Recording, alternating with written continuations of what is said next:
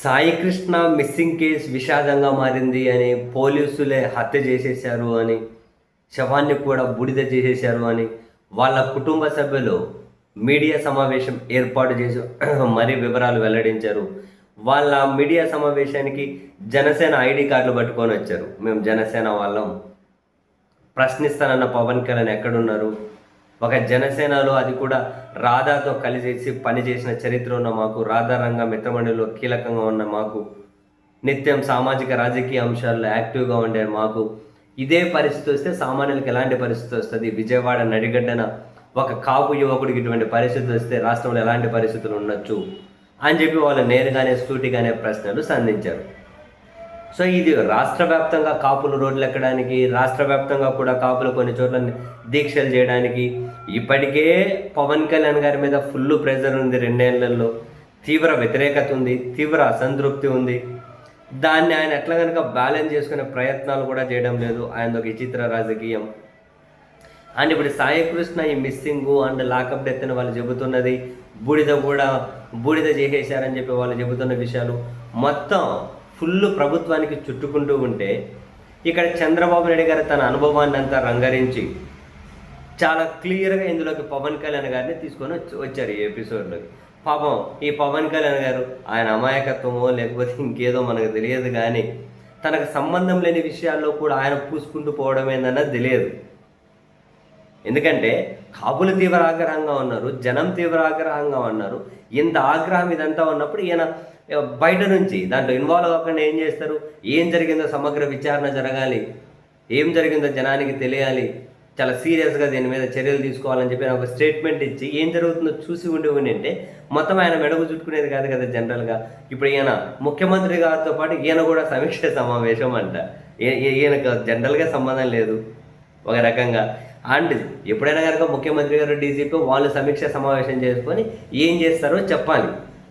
కానీ ఇక్కడ తెలివిగా పవన్ కళ్యాణ్ గారిని ఎంటర్ చేయించడం ద్వారా తన ద్వారా ఇప్పుడు సాయికృష్ణ మృతి విషయంలో ఏం తేలింది అనేది తేల్చే కంటే, సాయికృష్ణ మిస్సింగ్ విషయంలో ఏం తేలింది అనేది తేల్చే కంటే రాజకీయంగా నష్టం జరగకుండా చూసుకోవడమే చంద్రబాబు నాయుడు గారు ఇక్కడ ప్రథమ కర్తవ్యం.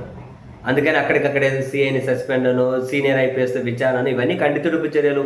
నెక్స్ట్ హైకోర్టులో విచారణ రాబోతుంది కాబట్టి హైకోర్టు ఏమైనా సీరియస్గా నిర్ణయాలు ప్రకటించకముందే అదిగో మేమే విచారణ చేస్తున్నామని హైకోర్టునితో కన్వీన్ చేయడం కోసం మనకొస్తుంది. పోలీసులు చంపేశారంటే పోలీసులతో విచారణ ఏంటి? మరి అమాయకత్వం మంది ఏమైనా జనాలది. ఏమంటే సిట్టింగ్ జడ్జితో విచారణ జరిపించాలి, లేకుంటే సిబిఐతో విచారణ జరిపించండి, అదో పద్ధతి. కానీ పోలీసులు చంపేశారు. అండ్ పైగా అసలు ఇదంతా కనుక సిఐతో కాదు, అంత పైన బాసులు, పోలీసు బాసుల దగ్గర నుంచి ఎప్పటికప్పుడు గైడ్ లైన్స్ ఉన్నాయి అని చెప్పి ఏకంగా ఒక ప్రధాన పత్రిక ఫ్రంట్ పేజీలో కథనం రాసుకుంటూ వచ్చింది. సో ఇదంతా కనుక ఏదో జస్ట్ కన్వీన్ చేయడమే. ఇటువంటి విషయాల్లో పవన్ కళ్యాణ్ గారికి ఇన్వాల్వ్ అయ్యి డీజీపీ పవన్ కళ్యాణ్ గారికి చెప్పారు, ప్రతిదీ పవన్ కళ్యాణ్ గారికి మీరు అప్డేట్ చేయండి అని సీఎం చెప్పారు. పవన్ కళ్యాణ్ గారు దీని మీద సీరియస్గా ఉన్నారు. ఏందా ఇప్పుడు సీరియస్గా ఉండి ఈయన చేసేది? అంటే తనకు అనుభవం లేని రాజకీయం కాకపోతే పాపం అమాయకత్వం ఏమో అయ్యనది. మీరేం చేస్తారండి సార్? ఇప్పుడు అది ప్రభుత్వానికి చుట్టుకుంటూ ఉంటే మీకు మీకు మీకు మీకు కన్నా డైవర్ట్ చేస్తున్నారు. అది ఏమి అమాయకత్వం కాకపోతే ఇప్పుడు మీరు ఏం చేసేది ఉంది? పైగా పవన్ కళ్యాణ్ గారితోనే మీడియా సమావేశం పెట్టించే ప్రయత్నం కూడా చేశారట. ఎల్లయ్య సార్ అమాయకత్వం పోను అంటే అందులో వాళ్ళను ఏదైనా కనుక కూల్ చేసేకి. పైగా జనసేన ఆయన ఎవరు విజయవాడ తూర్పు ఇన్ఛార్జీలు 50 లక్షలు ఇప్పిస్తానులే అని బేరం పెట్టారట. ఏంటివి ఇవన్నీ చిన్నపిల్లలు చేష్టలు?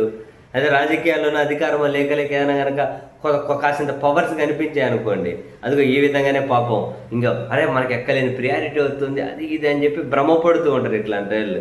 నాకు పవన్ కళ్యాణ్ గారిని చూసినా, ఆ 50 లక్షలకు బేరం పెట్టిన ఆ ఇన్ఛార్జ్ చూసినా నాకు అదే అనిపించింది, అరే బిగినర్స్ మిస్టేక్ అని. ఇట్లాంటి విషయాలు కూరుకుపోతారబ్బా. ఇదేమో అంత ఈజీగా తేలుతుందా? ఎవడో మేనేజ్ చేస్తే ఈరోజు కాకుండా రేపు కాకుండా 2 ఏళ్ళకైనా 3 ఏళ్ళకైనా కనుక ఎంతమంది పీకల్లోతులు చిక్కుకోబోతున్నారు? ఎంతమంది చిక్కుకోబోతున్నారు? ఏం ఒక వ్యక్తిని తీసుకొచ్చి చంపేసి పూర్తి చేయడం అంటే ఆషామాషి విషయమా? ఇట్లాంటి విషయాల్లో దూరం నుంచి పక్కగా తప్పుకుంటారా, మొత్తం పూసుకుంటారా? అయ్యో పవన్ కళ్యాణ్ గారు మీ అమాయకత్వం పండి.